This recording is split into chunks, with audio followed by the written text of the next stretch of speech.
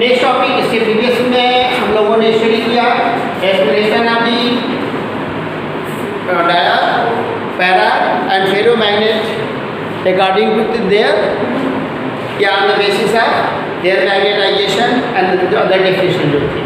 अब हम लोग को स्टडी करना है कि explanation of the magnetic substances, that means dia, para and ferromagnetic substance on the basis of atomic model. Atomic model, जहाँ पे भी एटॉमिक मॉडल का नाम आता है सीधे कंसेप्ट में आता है कि उसके कंस्ट्रक्शन, एटम का कंस्ट्रक्शन। तो एटम का कंस्ट्रक्शन जो होता है उसमें सभी लोग जानते हैं केमिस्ट्री के लिए कि उसमें न्यूक्लियाई होती है, न्यूक्लियाई में पॉजिटिव आयंस होते हैं न्यूट्रॉन के साथ, और उस न्यूक्लियाई के बाहर इलेक्ट्रॉन्स जो होते हैं क्या करते हैं, रिवॉल्व करते हैं। इलेक्ट्रॉन क्या करते हैं, रिवॉल्व करते हैं। तो इसके कंस्ट्रक्शन के या एटॉमिक मॉडल के एटम के कंस्ट्रक्शन के अकॉर्डिंग यहाँ पे इन दोनों को, तीनों मैग्नेटिक सबस्टेंस जो है इनको क्या किया जाएगा, एक्सप्लेन किया जाएगा।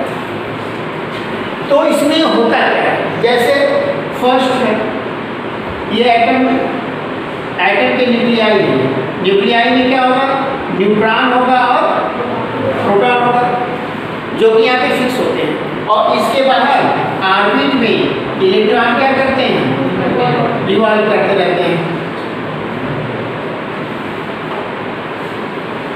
इस तरह से बहुत सारी ऑर्बिट्स होती है जिसके इलेक्ट्रॉन्स क्या करते हैं, रिवॉल्व करते हैं। उस पर डिपेंड करता है कि उनका इलेक्ट्रॉनिक कन्फिगरेशन क्या है। अब इलेक्ट्रॉन रिवॉल्व कर रहे हैं, इलेक्ट्रॉन क्या कर रहे हैं, रिवॉल्व कर रहे हैं, दैट मीन्स इलेक्ट्रॉन में मोशन हो रही है। जब मोशन है तो वहाँ पे क्या हो रही है, करंट फॉर्म हो रही है।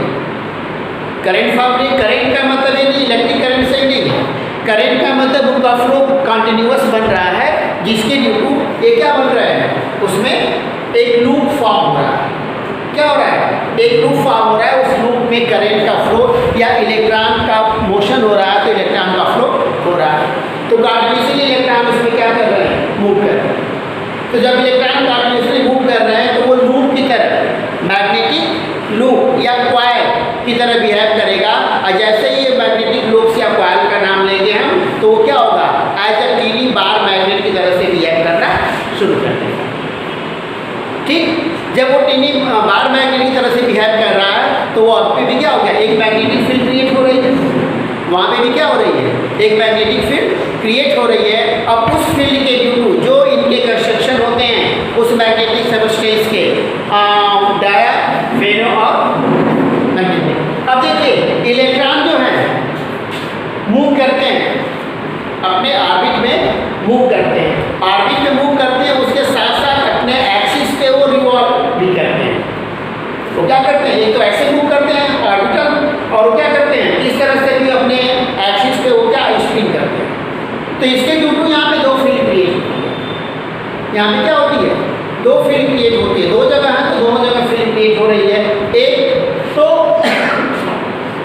वो जो क्या कर रहे हैं, अपने ऑर्बिट पे स्पिन कर रहे हैं। सपोज कीजिए एक इलेक्ट्रॉन यहाँ पे, एक इलेक्ट्रॉन यहाँ पे, तो इस स्पिन जो करेगा ये ऐसे इस डायरेक्शन में करेगा, तो ये इस डायरेक्शन में करेगा, यही होगा। अगर इसके ड्यू टू देखा जाए तो ये इंटरनल जो है ऐसे आ रहा है, यहाँ पे ये एक्सटर्नल इस डायरेक्शन में है, तो इंटरनल डायरेक्शन दोनों की क्या है, चेंज है। तो दोनों में तो एक तरह से भी कह सकते हैं, जब स्पिन कर रहा है तो उसका भी एक मैग्नेटाइजेशन होगा, उसमें भी डाइपोल मोमेंट फॉर्म होगा। जब एक टीनी मैग्नेट की तरह बिहेव करेगा तो डाइपोल मोमेंट होगा, मैग्नेटिक और डाइपोल फॉर्म होगा, मैग्नेटिक डाइपोल फॉर्म होगा तो उसका डाइपोल मोमेंट भी होगा। तो ये दोनों में क्या इक्वल और अपोजिट हो गए, तो ये एक दूसरे को क्या कर सकते हैं, न्यूट्रल कर सकते हैं। फिर ये एक्सिस पे एक ऑर्बिट में रिवॉल्व कर रहा है इलेक्ट्रॉन, इलेक्ट्रॉन क्या कर रहा है, एक ऑर्बिट में रिवॉल्व कर रहा है। जब ऑर्बिट में रिवॉल्व कर रहा है तो उस पर ये डिपेंड करेगा कि, तो इसमें भी जब रिवॉल्व कर रहा है तो इससे भी क्या होगा, मैग्नेटिक मोमेंट फॉर्म होगा, डाइपोल मोमेंट होगा ना, तो मैग्नेटिक मोमेंट होगा तो उसकी भी डायरेक्शन क्या होगी, अपोजिट, जो एक कपल फॉर्म करेगा और उसे क्या करेगा, रोटेट करेगा। जब वो कपल फॉर्म होगा तो वहाँ पे भी डाइपोल मोमेंट हुआ। तो अब इस सबस्टेंस को जैसा कि कहा जाता है कि इलेक्ट्रॉनिक कन्फिग्रेशन के ड्यू टू हम ये देखते हैं कि जो एटम्स हैं उनके आउटर मोस्ट ऑर्बिट में इलेक्ट्रॉन्स जो हो सकते हैं इवन नंबर में भी हो सकते हैं ऑड नंबर में भी हो सकते हैं। क्या हो सकते हैं? इवन और ऑड नंबर में हो सकते हैं। जब इवन और ऑड नंबर्स में होंगे तो जब इवन होंगे तो उनके अपने पर्टिकुलर जो जुवार करेगा स्पिन करेगा एक लूप में, तो उसके ड्यू टू जो डायपोल होगा, जब सिंगल होगा तो सिंगल के ड्यू टू डायपोल होगा, डबल होगा तो डबल के ड्यू टू होगा, ट्रिपल होगा तो ट्रिपल के ड्यू टू होगा। ऐसे ही क्या उनके नंबर पे डिपेंड करेगा। या हम ये कह सकते हैं कि नंबर ऑफ इलेक्ट्रॉन जो होंगे उसके आउटर मोस्ट ऑर्बिट में इवन भी हो सकते हैं और ऑड भी हो सकते हैं। जब वो इवन होंगे तो उस कंडीशन में जो डायपोल मोमेंट फॉर्म होगा दोनों के इक्वल अपोजिट होंगे तो वो एक दूसरे को क्या करेंगे? निगलेक्ट कर देंगे। एक दूसरे को क्या करेंगे? निगलेक्ट कर देंगे। और जब वो इवन नहीं है ऑड नंबर में होंगे तो वो क्या करेंगे? जो इवन होगा इवन को निगलेक्ट कर देगा, लेकिन एक जो सिंगल बचेगा उसके ड्यू टू मोमेंट होगा, उसके ड्यू टू उसका क्या होगा? मोमेंट होगा। तो उसको रखने के बाद उसका मैग्नेटाइजेशन पावर जो होगा उसका समथिंग कुछ पहले से मैग्नेटाइज रहेगा, उसका मैग्नेटाइजेशन होगा। लेकिन जैसे ही उसको क्या करेंगे? किसी मैग्नेटिक फील्ड में रखेंगे, जैसे ही उसको क्या करेंगे? किसी मैग्नेटिक फील्ड में रखेंगे तो उसका मैग्नेटाइजेशन जो होगा किसी में फ्रीली होगा, किसी में अपोजिट होगा और किसी में क्या होगा? उसके डायरेक्शन में होगा। तो जिसमें जैसे पहला है डायमैग्नेट, तो डायमैग्नेटिक सबस्टेंस में जो होता है एटम्स जो होते हैं, एटम के आउटर मोस्ट ऑर्बिट में जो इलेक्ट्रॉन होते हैं वो इवन नंबर में होते हैं। किसमें होते हैं? इवन नंबर में। इवन नंबर दैट मींस वो कपलिंग उनकी होती है, वो पेयर में होते हैं। किसमें होते हैं? पेयर में होते हैं। और जब पेयर में होते हैं तो उस पर डायपोल जो वर्क करेगा तो एक दूसरे को क्या करेगा? निगलेक्ट कर देगा। और बच गया जो इलेक्ट्रॉन स्पिन कर रहा है, स्पिन कर रहा है उसके ड्यू टू जो डायपोल होगा वो उसके ड्यू टू ये क्या होगा? इसका मैग्नेटाइजेशन पावर होगा। तो वहाँ पे होगा ये फीवर, मतलब बहुत ही कम होगा। और जैसे मैग्नेटिक फील्ड में रखेंगे तो वो क्या करेगा? उसको वो भी मैग्नेटाइज होगा, लेकिन मैग्नेटाइजेशन जो उसका होगा मैग्नेटिक फील्ड के की लाइन जो होगी उसके अपोजिट होगा। और इसको वो क्या करेगा? रिपेल करेगा। उसको क्या करेगा? रिपेल करेगा। जस्ट इसके अपोजिट ये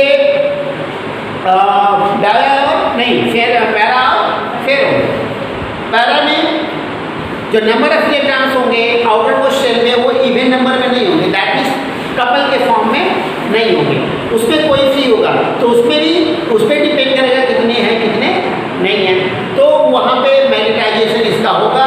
पैरा में मैग्नेटाइजेशन होता है मैग्नेटिक फील्ड में रखने पे, लेकिन कम होता है। लेकिन फेरो में पूरी प्रॉपर्टी जो होती है पैरा मैग्नेट की होती है, लेकिन मैग्नेटाइजेशन जो होता है वो क्या होता है? स्ट्रॉन्ग। जो मैग्नेटाइजेशन जो होता है वो क्या होता है? स्ट्रॉन्ग होता है compare to the paramagnetic substances. अब इन दोनों पे हीट का इफेक्ट, किसका इफेक्ट? हीट का इफेक्ट। पैरामैग्नेट था, पैरामैग्नेट में हीट का इफेक्ट कोई नहीं होता है, नहीं सॉरी, डायमैग्नेटिक सबस्टेंस पे हीट का इफेक्ट कोई नहीं होता है। जो क्यूरीज लॉ के कारण, क्यूरीज लॉ में क्या हुआ था? डायमैग्नेटिक सबस्टेंस जो था उसको ग्राफ प्लॉट किया गया था इस तरह से, एक्स एक्सिस ओरिजिन वाई का निगेटिव और एक्स का निगेटिव। तो उसमें इस तरह से ये माइनस में केल्विन टेम्परेचर था, ये क्या था? ये वैल्यू थी टेम्परेचर की थी और ये क्या थी? मैग्नेटिक ससेप्टिबिलिटी है ना। दोनों के बीच जब हम लोग ग्राफ प्लॉट किए थे तो उसका ग्राफ क्या था? डायमैग्नेटिक के लिए आया था, वो भी क्या था? निगेटिव डायरेक्शन में था। निगेटिव डायरेक्शन ये शो कर रहा था जब उसे मैग्नेटिक फील्ड में रखेंगे तो उसमें मैग्नेटाइजेशन होगा, लेकिन मैग्नेटिक फील्ड की डायरेक्शन के क्या होगा? अपोजिट होगा ना। तो मतलब उसमें उस हीट का इफेक्ट जो था, मतलब इसका कोई इफेक्ट नहीं। फिर वही के पैरामैग्नेटिक सबस्टेंस के लिए था तो वहाँ पे हीट का इफेक्ट था, वहाँ पे क्या था? हीट का इफेक्ट था। तो मैग्नेटिक ससेप्टिबिलिटी जो थी ये इन्वर्सली प्रोपोर्शनल थी किसके? Kelvin temperature.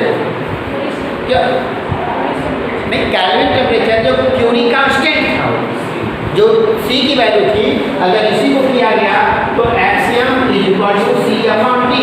ये कांस्टेंट जो फॉर्म हो रहा है वो क्या है, क्यूरी कांस्टेंट है। तो उस पर्टिकुलर टेम्परेचर में जो फेरोमैग्नेटिक सबस्टेंस लिया गया तो इसमें जो ग्राफ फॉर्म हो रहा था इसके लिए इस तरह से फॉर्म हो रहा, किसके लिए, पैरा के लिए। अब वहीं पे फेरो के लिए था तो ये इस तरह से था, और एक सब पर्टिकुलर टेम्परेचर पे जाने के बाद ये इस तरह से हो गया।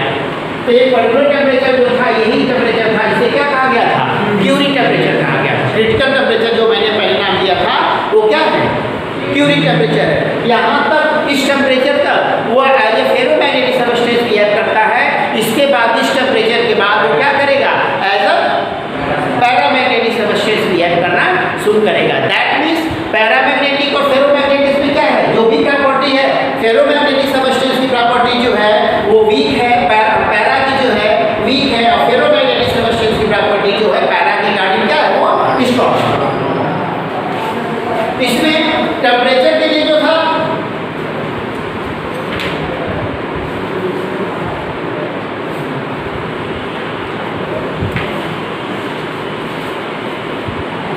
मैग्नेटाइजेशन और मैग्नेटाइजिंग फील्ड H और M, तो मैं इसी में था, उसका रिलेशन में क्या करना है, प्लेस करना है।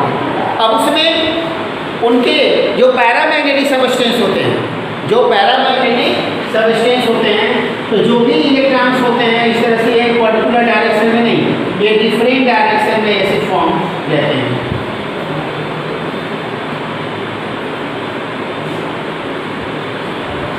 इस तरह से रहेंगे, लेकिन जैसे यहाँ पे मैंने इसे स्पिन करता रहेगा इलेक्ट्रॉन क्या करता रहेगा, स्पिन करता रहेगा, जिसके ड्यू टू मैग्नेटाइजेशन इसमें होगा, लेकिन बहुत ही क्या होगा, मैग्नेटिक पावर होगा बहुत ही वीक होगा। लेकिन जैसे मैग्नेटिक फील्ड में इसको रखेंगे तो पूरे इलेक्ट्रॉन्स जो होंगे इस पर जो होगा वो क्या होगा, ये सभी एक पर्टिकुलर डायरेक्शन में ये ऐसे या ऐसे किसी एक डायरेक्शन में हो जाएंगे, और फिर से उसका मैग्नेटाइजेशन पावर जो होता है क्या, अपोजिट नहीं, उसके मैग्नेटिक फील्ड के डायरेक्शन